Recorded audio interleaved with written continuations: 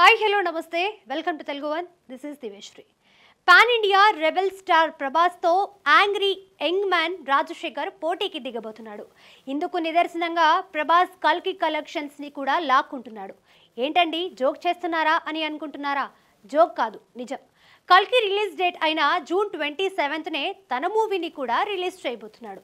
మీరు చెప్పేది అబద్ధం అని అర్థమవుతుంది, కానీ అసలు విషయం ఏంటంటారా? సరే, అసలు మ్యాటర్కి వద్దాం.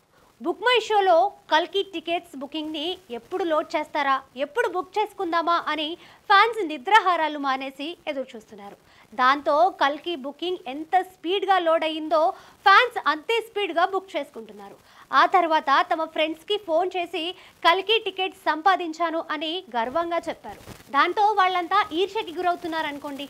ఇక టికెట్ బుక్ చేసుకున్న వాళ్ళు మరోసారి టికెట్ని చూసుకొని మురిసిపోవాలనుకుంటున్నారు. దాంతో వాళ్ళ కళ్ళు ఒక్కసారిగా బైర్లు గమ్మాయి. ఎందుకంటే ఇది ప్రభాస్ కల్కి టికెట్ కాదు, రాజశేఖర్ కల్కి టికెట్. అవును, ప్రభాస్ కల్కి టికెట్ అనుకొని రాజశేఖర్ కల్కిని బుక్ చేసుకున్నారు.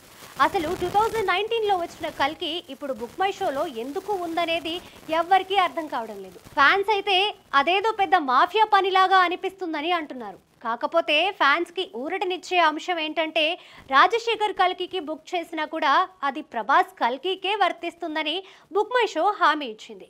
కానీ ఫ్యాన్స్ అయితే రాజశేఖర్ కల్కిని ట్రోల్ చేయడం మారడం లేదు.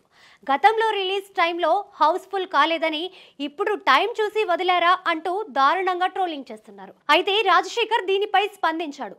ఇప్పుడు జరిగిన దీనిపై తనకు ఎలాంటి సంబంధం లేదని నవ్వుతున్న ఇమోజిని షేర్ చేశాడు. అలాగే ప్రభాస్ కల్కికి బెస్ట్ విషెస్ చెప్పాడు.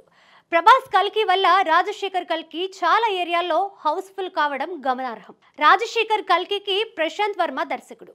ఇటీవలే హనుమాన్తో పాన్ ఇండియా రేంజ్లో మంచి విజయాన్ని అందుకున్నాడు.